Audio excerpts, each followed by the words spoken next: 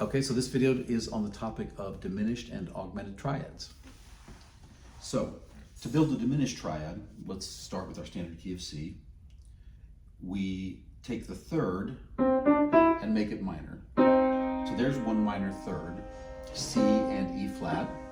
And then we add another minor third on top of that. So if you were to start with E flat, its minor third is a G flat. So we get C, E flat, G flat, basically two minor thirds on top of each other.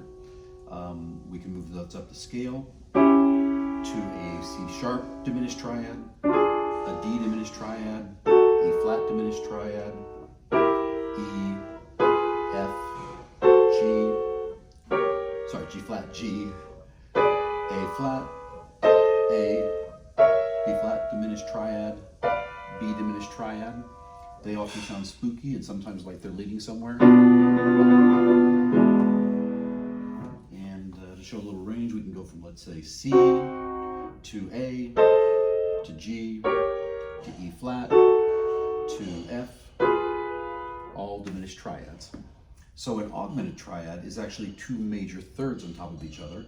So if we were to start with C, we know its major third is an E. So there's the first major third. Now, if we start from E, its major third is a G sharp. So we take the C, E, and that same E and G sharp, two major thirds on top of each other, and we get an augmented chord, which sounds a little spacey.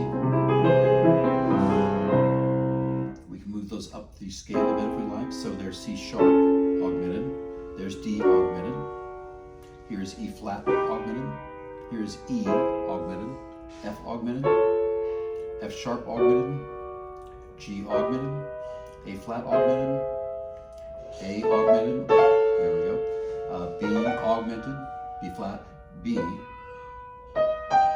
and then finally again C.